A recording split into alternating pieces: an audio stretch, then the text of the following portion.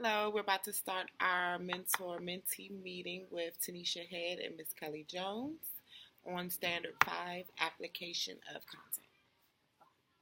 So, just quickly explain to me. I know what I noticed was that there's like two different things they were doing. The first thing they were finishing up a word problem, and the second one is the second part of it was when they went and reviewed the objective, and then they created their own word problem based on the tape diagram. Correct. Okay, so Yes. it's two different things they were doing. Yes. So it was like I just wanted to kind of refresh their brains, like go over the type of problem that they would have to create with that tape diagram. So that's what we did first.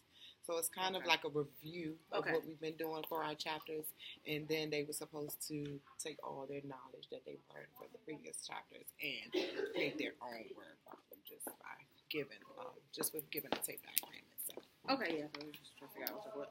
Mm-hmm. Okay, so interdisciplinary themes. Did the candidate introduce interdisciplinary themes in this lesson? And I'm like, well, it was just strictly math. It wasn't anything that had to do with anything that had to do with like ELA or social studies or science. It was strictly this is math. So I'm not again. I don't know where that would fall, just because it's like. I mean, there is room for it, but it wasn't. Yeah, but it wasn't necessarily explicit. Displayed. Okay. What I can do is display, put that in your class dojo so that your parent can see it, but you're not in class. Rock out. So yeah, I don't know how that's supposed to go, just because it wasn't really in the video. Yeah, it really wasn't in the video. I mean, I don't know what to do about that. But and then literacy across the curriculum as well. So there was no real literacy that had to be done. I mean, other than the fact that the students had to read the word problem. But when it came to them actually doing it, it really didn't have anything to do with ELA. So I don't know. Again, that was confusing to me as well. I know we do plan for interdisciplinary lessons and things to make sure they're it's helping both, if not more, subjects. But in this one, it was just strictly like the word problem, and then create the word problem based on it. Again, I didn't see any use of the digital tools because I'm not sure. Okay, so hold on 1 second. Yeah. Let me try to make sense of that just a little bit. So with them doing a word problem, mm-hmm. I know that it's like math related, but I was thinking that was kind of like bringing ELA into integrated with math, with them creating their own word problem. Right. So that was the basic. That was like a basic. Bare minimum. Yeah, because of course you have to read it in whatever you do. So like that, but taking it a step further would have been maybe the word problem based on something that they're reading in ELA. So for instance, if they're talking about the civil rights movement, okay, well maybe the word problem had to be centered around how many marches have you, like so that the math had to do with what they're actually learning within the ELA content. This one was kind of far removed, so it wasn't really something that was like, okay, well, I know that you're reading, but beyond just reading words, what are you doing that's kind of an overlap between ELA and math? Okay. And so, like, to push that one up, you could definitely plan with Ms. White to be like, okay, well, what are the units here? Okay, how can I create word problems that are reflective of what they're learning in your class, but also will make it relevant to what they're learning in my class? That would create an opportunity for some interdisciplinary planning. So it was like that one. That was just a basic. Okay, Yeah. Again, there was no the digital tools. Again, we talked about it yesterday. So I don't really but I really did. As I was saying, with the application word problems, because it was real world. Because they had to make it up themselves.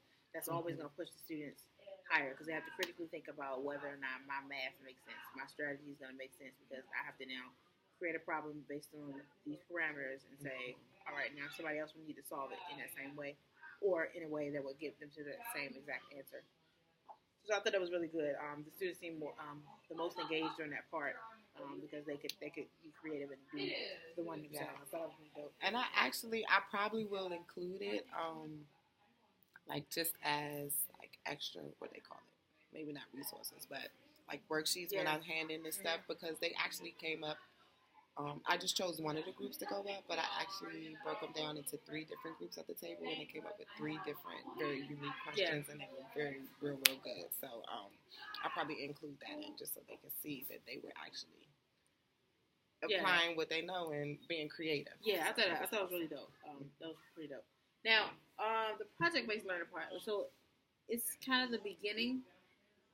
Allowing them to create the word problem is the kind of the beginning of the project-based learning. Okay. I guess what will push them, because like it says, in order to be proficient, you have to develop and implement small student projects that help to develop interdisciplinary skills and understanding of a problem or an issue. So like again, this is now you're starting to get to that point where it's like, okay, it could push into it, but it didn't really. Again, you need to take it further. Yeah, to take it further with the interdisciplinary skills. Looking and planning, with Ms. White to say, okay, this is how we can push that, because it wasn't like really a project. This was more like just like a quick task.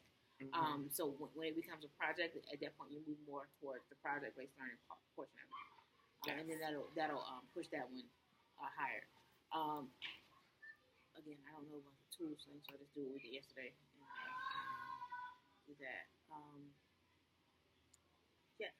So that's it. But I thought that was really, I really like allowing them to be creative and develop their own word problems. Yes. And it helped them like make more sense of like when they see tape diagrams now, and when they do them on their own now, they're like, I know exactly what this is. Exactly. So I get exactly what you're saying. Like letting them discover, what they're doing, because it sticks into their memory more that way. Sure and thing. Yeah, it was really cool to watch it. So I really like that as well. So yeah, awesome. And I know I definitely needed to